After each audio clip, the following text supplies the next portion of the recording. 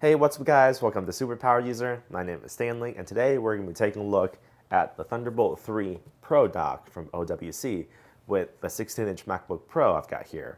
We're going to be taking a look at the performance, taking a look at what it's like to own one of these docks, and all the details. So, spoiler alert, this is probably one of the best docks that money could buy, so let's get to it.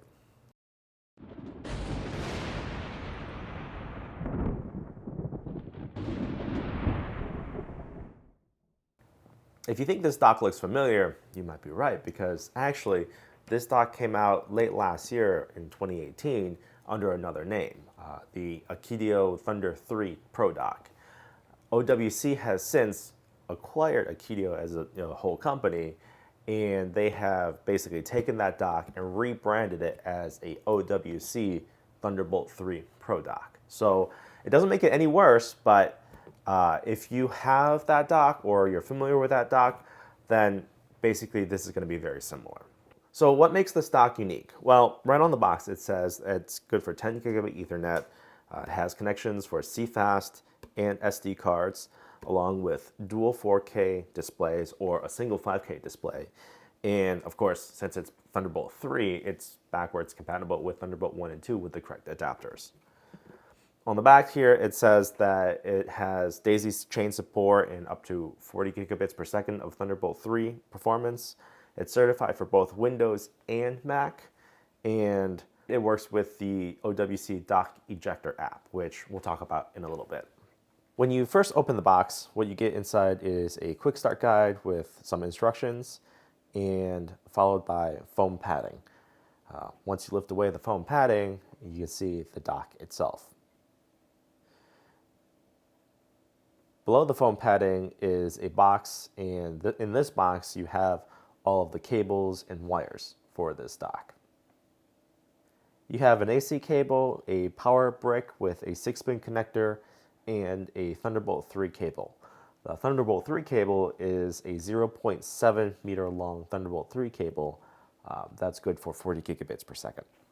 The power brick, on the other hand, is a massive power brick, and this power brick is good for 150 watts of power. And because you're able to daisy chain so many devices off the dock, this dock needs to be able to supply all that. All right, now that I've got this dock unwrapped, you can see that this dock is actually a pretty compact sized dock. It is made entirely out of aluminum, and it's got a brushed aluminum top, and the side here is also metal, and even the bottom is made out of metal. So it's actually got some pretty good heft to it. On the front here, you have USB 3.1 Type A and a CFast card 2.0 and a SD card 4.0. SD card 4.0 is basically UHS-II. So one interesting thing about the SD card is that when you put it in, it's actually upside down. So that threw me off a little bit when I was trying to insert it. I couldn't figure out how to insert the SD card. It was only until I flipped it over did it actually go in. On the far left here, you have a eSATA port that's good for external hard drives, followed up with two USB Type A 3.1 Gen 1 ports, just like the one in the front. And then you have a 10 gigabit Ethernet port right here. To the right of that, you have a little switch for the fan, the power supply fan. And we'll talk about that power supply fan in a little bit, actually. And then to the right of that, you have a locking port where you can securely lock this in if you need to. And then your two Thunderbolt Type-C, or Thunderbolt 3 or USB Type-C ports. You have a 60 watt port and a 15 watt port. And indeed, the computer, when I plugged it in, the computer registered it as 60 watts and 15 watts. On the right-hand side here, you have a Displayport 1.2, good for 4K, and then the 6-pin power adapter, which is good for 150 watts. Overall, this is a really, really nice design dock. You can see here, it does attract a little bit of fingerprints, but just get a wet towel or a rag and you wipe it up, and it cleans up pretty easily. On the top here is really the only difference between this dock and the Akitio dock. You got the OWC logo right here. And when you plug it in with power, it glows white. And when you connect the laptop to it, it'll turn blue, which is the OWC logo color. So what makes this dock different from the other OWC Thunderbolt 3 dock? And what makes this more pro than that? Well, it really comes down to the connection types. On this one specifically, the difference is that you get a eSATA port, a 10 gigabit port instead of just a 1 gigabit port, and a full-size dedicated display port. And then the other difference is that you have a CFast 2.0 card slot. There are some pros and cons to this, so depending on what your need, you would either buy the Thunderbolt 3 dock or this dock. What you're losing out on connectivity for if you go with this dock is that you lose out on the SPDIF connection, the optical connection from the regular dock. You're also losing out on a micro SD card slot in the front and a audio connection from 3.5 millimeter headphone jack connection on the front. Lastly, I suspect, but I don't have any confirmation, is that you might lose out on the high power charging of the regular Thunderbolt 3 dock. None of these ports indicate high power charging, so either they all have the higher amperage charging or they don't. I'm not exactly sure, but the regular dock does have a single port that says it's good for the high power charging.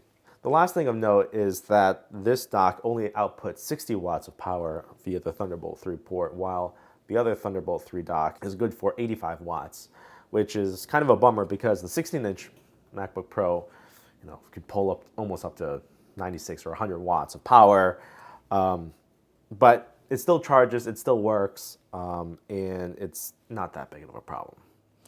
The setup of this dock is actually very simple. All you do is you take the power connector, the 6-pin power connector, and you plug it into this port right here.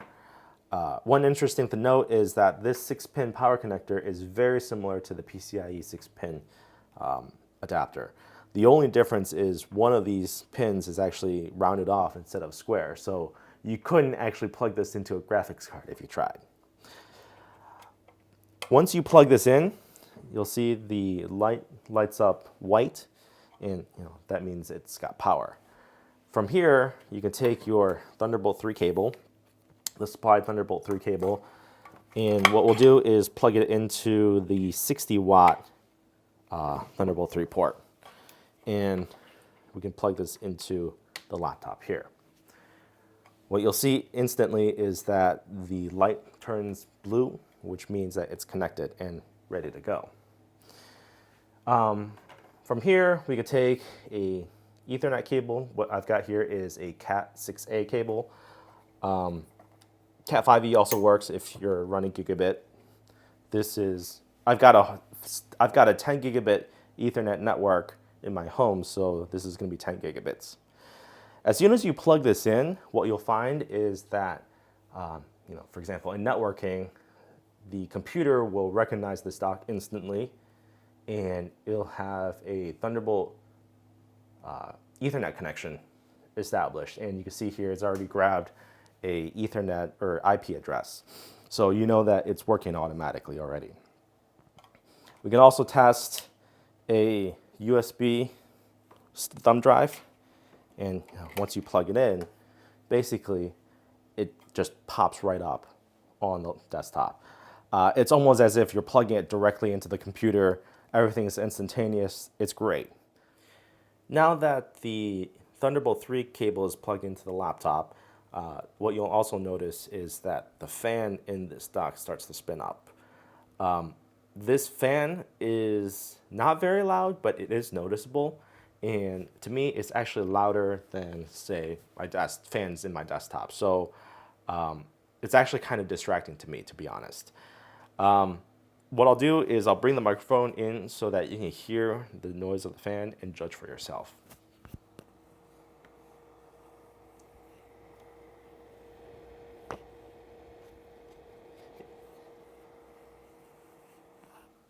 If I move my hand around, I can feel a little bit of airflow. So clearly there is quite a bit of air being moved, through this device.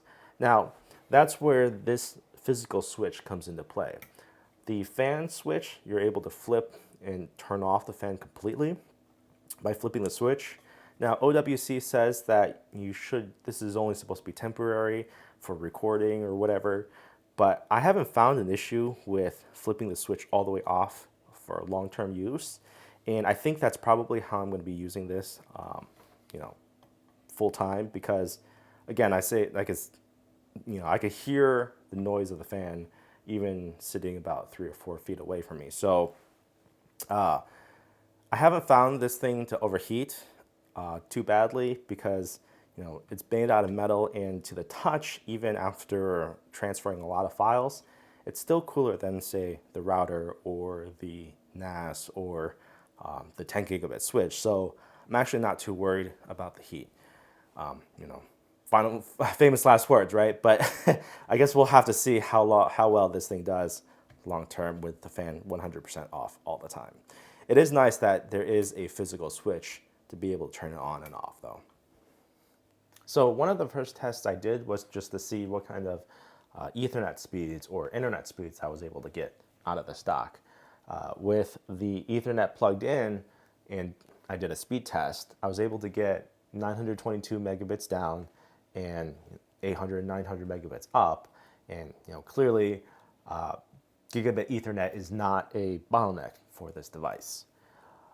Speaking of bottlenecks, once I've did the 10 gigabit Ethernet test, I basically pulled a file from the server NAS onto the desktop and then dropped it back on, another file back on the NAS. I was able to get 500, 600, 700 megabytes per second. So that's not the full 10 gigabits, for example, but it's pretty good for a file transfer. And my guess is probably it's limited to the NAS performance, not so much the Thunderbolt 3 or the 10 gigabit performance. I haven't been able to truly max out 10 gigabit Ethernet. So I guess what I'm trying to say is it's fast enough. Hey, by the way, if you're enjoying this video, can you hit that like button down below? It really helps out with the YouTube algorithm. And also, if you want to see more videos like this, perhaps consider subscribing for future updates. Now back to the next benchmark. For the SD card test, I've got a SD card from SanDisk, and it's a UHS-II SD card. And through this dock, I was able to pull 141 megabytes per second write, along with 228 megabytes per second read. That's very respectable when you compare it to one of these dongles I've got here. This is a SanDisk USB Type-C dongle. It's one of the fastest dongles that you can buy. And I was able to match that 141 megabytes per second write, but on the read, this was about 20 megabytes per second faster. It did about 145 megabytes per second read. So the performance is actually pretty darn similar. You're within 10% performance differences. And at 220, 240 megabytes per second read, you're transferring quite a bit of data quite quickly. So even though there's a little bit of degradation on performance, it really isn't that big of a deal. And the performance out of the built-in SD card reader is pretty darn good. Now, I didn't actually have a Compact Flash 2.0 card to be able to test, so the literature says that it's good for 370 megabytes per second transfer out of the CF 2.0 reader slot. I don't doubt them on the performance, and at 370 megabytes per second, that's also pretty good for Compact Flash. It's not the fastest out there, but it does get the job done. So OWC has a ejector tool that you install on your laptop, and basically it just shows up on your top menu bar here, and basically you can click it and eject all of the USB attached items. Basically, if you had something like a USB drive or a hard drive attached to this, it'll basically eject all of the mounted drives really quickly, really fast. It's a one-touch thing. However, I found that when I was restarting my computer, it would hang just a little bit longer. Now, I wasn't entirely sure if it was the ejector tool or if it was something else, but in the end, I decided I really didn't need this ejector app. So I tried to uninstall it, but there wasn't an uninstall option. I contacted support. They haven't gotten back to me yet. So I just decided to do a full time machine restore back to basically the day before I installed Ejector Tool app. And when I actually uninstalled it, or when I actually initiated the time machine restore, I used the wire connection, Ethernet connection, through this dock, and I was actually able to pull extremely fast speeds from the NAS, 600 megabytes per second data going through to the time machine restore.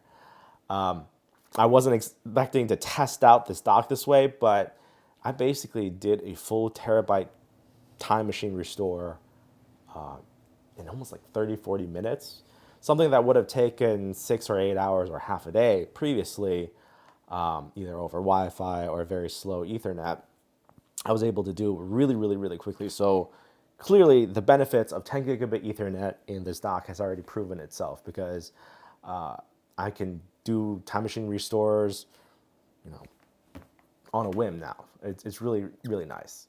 The last thing I wanted to show off was the Thunderbolt 3 to Displayport capability of this dock. Now, of course, you do have a full-size Displayport port on the back, and you can use a Displayport to Displayport cable to project your laptop on the monitor. But what I've got here is a Thunderbolt 3 to Displayport, or USB Type-C to Displayport cable I bought off of Amazon. And by just plugging in this cable onto the dock, the laptop automatically projects the display onto the 4K 60 hertz monitor I've got here. So it works seamlessly, it works instantly, and it's really nice. The latency is good, as you would expect. There really isn't any complaints about the capabilities of this dock. So to wrap up this video, let's talk about conclusions of this dock. If you're looking for a dock that has CFast 2.0, Thunderbolt 3 connectivity, along with 10 gigabit Ethernet, look no further. This pretty much is exactly what you need. If you're not looking for those type of connectivities, there are other docks out there at a lower price point. But if you're looking for that kind of connectivity, basically this is pretty much the only dock you'll ever need. And with the switch to be able to turn off the fan, it does get a little warm, but you can have silent operation. So that is really, really nice. The build quality is great. It's pretty heavy. It's pretty compact. And basically everything just works exactly as you expect it to work.